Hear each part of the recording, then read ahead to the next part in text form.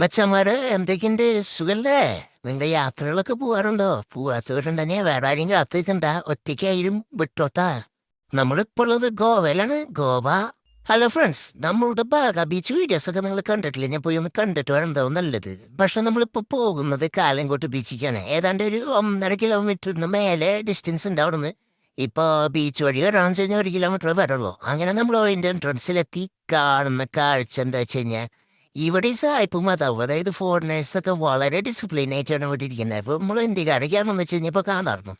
അങ്ങനെ ഇവിടുന്ന് നമ്മൾ കണ്ടു വന്നു കഴിഞ്ഞപ്പോഴാണ് ഇവിടെ ഈ കഥലേക്ക് നോക്കി കഴിഞ്ഞാൽ നമ്മൾ ടി വിയിലെ ഒരു എന്താ പറയുക, എന്തെങ്കിലും ഒരു പരിപാടി ഇരുന്ന് കാണുന്ന ഒരു ഹോം തിയേറ്റർ ഫീലാണ് നമുക്കിവിടെ വന്നു കഴിഞ്ഞാൽ കാണാം. അതായത് വ്യത്യസ്ത തരം കാഴ്ചകൾ വ്യത്യസ്ത സ്ഥലങ്ങളിൽ ഇങ്ങനെ ലൈവ് പോയിക്കൊണ്ടിരിക്കുകയാണ്, ലൈവ് കാഴ്ചകൾ.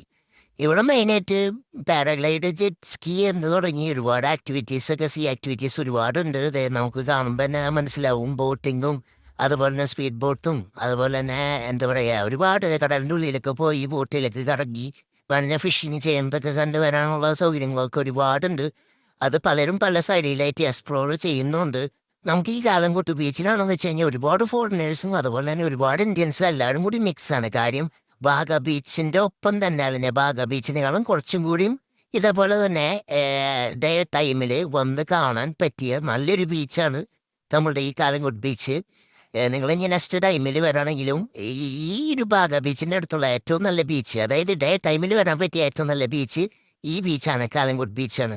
അങ്ങനെ ഒരുപാട് കാഴ്ചകൾ നിങ്ങൾക്ക് ഇവിടെ കാണാൻ സാധിക്കുന്നു എന്ന് ഞാൻ വിചാരിക്കുന്നു. ഈ രണ്ട് ചേച്ചിമാർ കുറേ നേരമായിട്ട് ആ ബലൂൺ ബോട്ടിൻ്റെ അവിടേക്ക് കുറേ നേരമായി നോക്കി നിൽക്കുന്നു. ഇവർക്ക് കയറാനുള്ളൊരു പ്ലാൻ ഉണ്ടോ എന്ന് എനിക്കൊരു സംശയമുണ്ട്. കാര്യം എന്ന് വെച്ച് കഴിഞ്ഞാൽ അവർ കുറേ നേരമായിട്ട് അവിടെ ഒബ്സർവേഷനിലാണ്. അതുപോലെ തന്നെ ഞാനും ഇങ്ങനെ വേറെ പ്രത്യേകിച്ച് പണിയൊന്നും ഇല്ലാത്തതുകൊണ്ട് ഞാനും ഒബ്സർവേഷന് തന്നെയാണ്.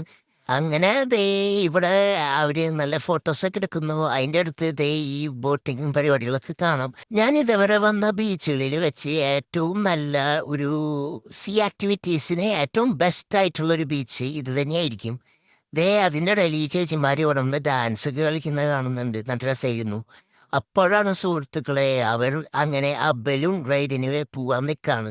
ആ ചെക്കന്മാർ ഒരുപാട് അവർ കഷ്ടപ്പെടുന്നുണ്ട് കേട്ടോ. അവർ ഡെയിലി ഈ ജോലി തന്നെയാണോ ചെയ്യുന്നത് എന്ന് എനിക്കൊരു സംശയം. എന്തായാലും അവരുടെ ജോലി അവരെ രക്ഷിക്കട്ടെ. അങ്ങനെ അതേ വണ്ടി എടുക്കാൻ പോവുകയാണ് സുഹൃത്തുക്കളെ. അവർ റെഡി ആയിട്ടുണ്ട്. അങ്ങനെ ഇതാ വണ്ടി പോകാൻ നിൽക്കുന്നു. അങ്ങനെ അവരെ ഉൾക്കടലിലേക്ക് കൊണ്ടുപോകാനുള്ള പരിപാടിയാണെന്ന് തോന്നുന്നു. രണ്ട് ചേട്ടന്മാർ അവരെ സേഫ്റ്റിക്ക് ഫ്രണ്ടിലും ബാക്കിലൊക്കെ ഉണ്ട്.